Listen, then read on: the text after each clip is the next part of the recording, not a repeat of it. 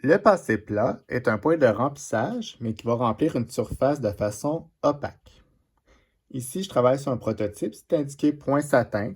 On pourrait utiliser ce terme-là, mais le terme français le plus utilisé, c'est vraiment passé plat.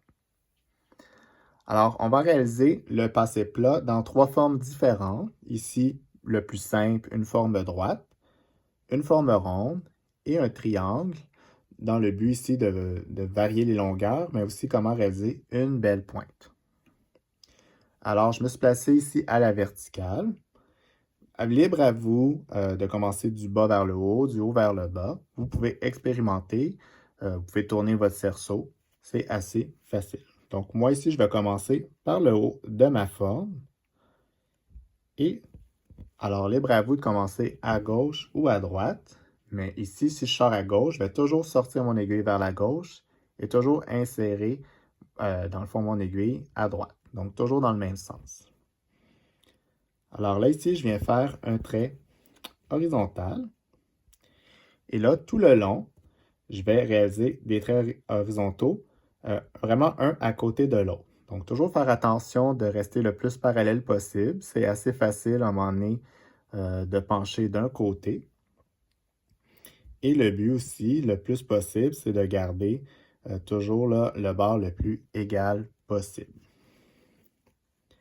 Alors, je ressors à gauche, vraiment juste en dessous de mon trait précédent.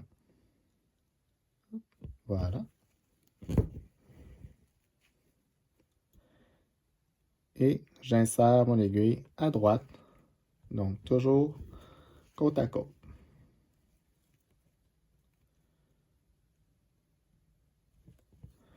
À gauche et à droite.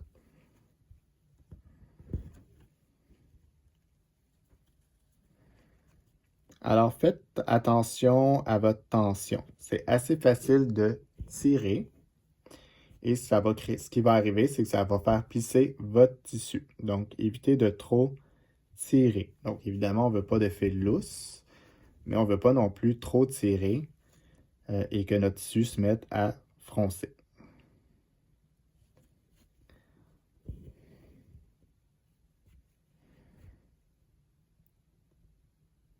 Et on poursuit. Alors, il est fort probable que vous n'allez pas réussir à faire toute la forme avec une seule longueur de fil. Et c'est normal, et je vous dirais d'éviter de faire vos fils plus longs. Pourquoi? Bien, vu qu'on passe toujours notre fil à travers le tissu, à chaque passage, bien, ça use un peu notre fil.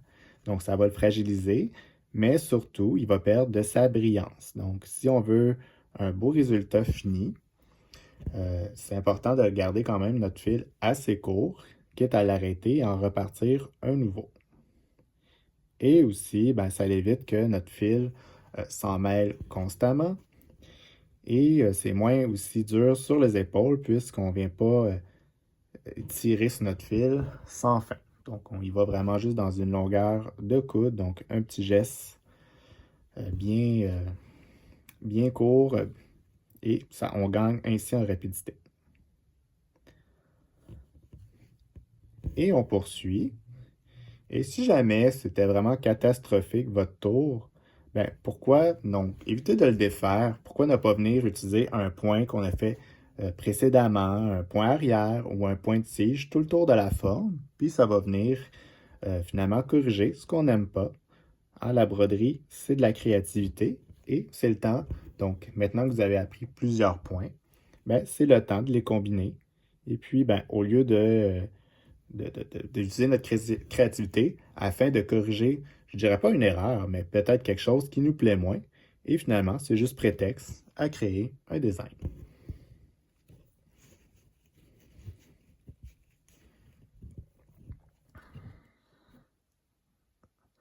J'ai terminé ma section ici. Donc, j'ai bien réussi mon passé plat. Mes traits sont vraiment parallèles et bien horizontaux. Aussi, on ne voit pas de tissu au travers, donc c'est bien opaque. Donc, mes traits sont vraiment côte à côte. Et mon bord est très droit. Évidemment, il va y avoir un petit mini zigzag, mais même lorsque je fais le passé plat, donc le point zigzag très serré à la machine à coudre, ça ne me donnera pas un meilleur résultat. Donc, mon passé plat ici, il est bien réussi. Maintenant, comment faire le passé plat dans une forme arrondie? Donc, on ne partira pas d'une extrémité à l'autre. Pourquoi? Parce que c'est difficile de commencer petit et d'agrandir. C'est beaucoup plus facile d'y aller le plus grand possible et y aller en rapetissant. Donc, pour le cercle, on va partir au milieu et on va faire une moitié pour se rendre jusqu'au bas. Et ensuite, on va faire l'autre partie. Alors,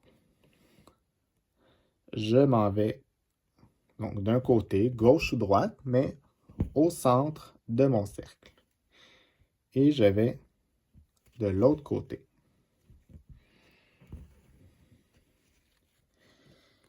Et donc, je m'en vais juste en dessous, évidemment, en suivant la forme ronde. Là, je suis pris dans mon nœud. Voilà.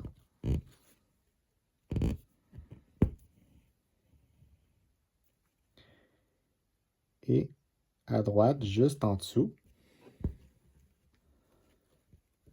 Et je poursuis ainsi ma forme.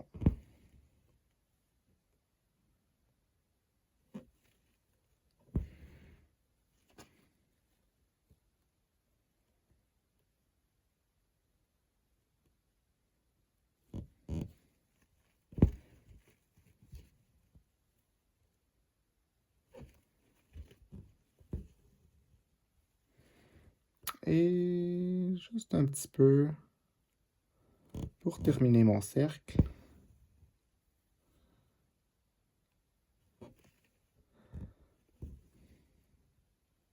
Donc, j'ai terminé une moitié et je peux recommencer à partir du centre et compléter mon cercle.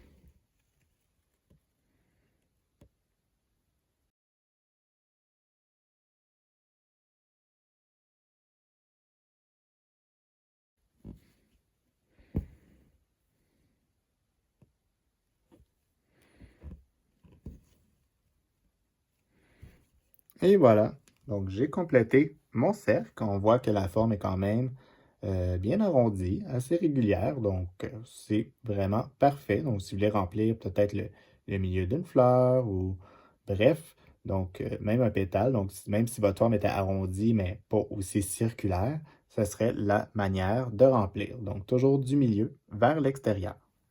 Donc maintenant, on va faire le passé plat dans la forme triangulaire dans le but de réaliser une belle pointe. Donc on va partir de la base et on va terminer avec la pointe. Donc je viens faire mon premier trait à l'horizontale.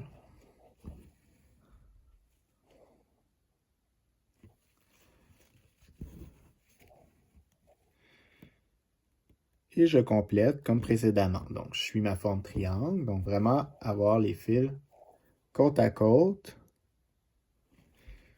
Et toujours aussi faire attention à la tension de notre fil.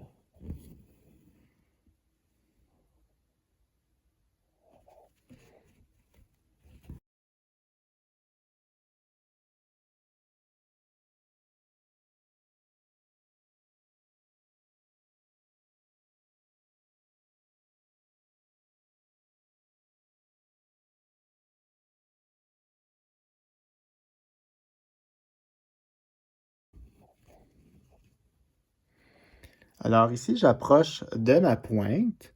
Ce que je vais venir faire, c'est sortir mon aiguille ici, environ au centre.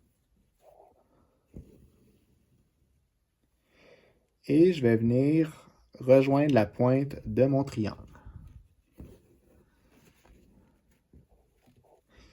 Et je vais repoursuivre à faire mon passé plat. Donc, moi de la gauche vers la droite.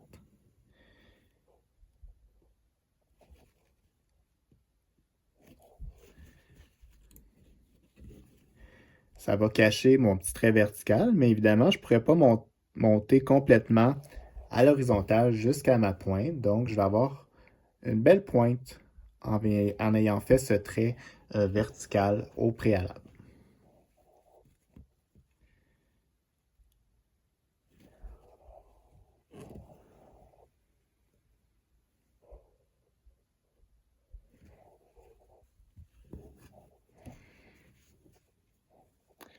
Et un petit dernier.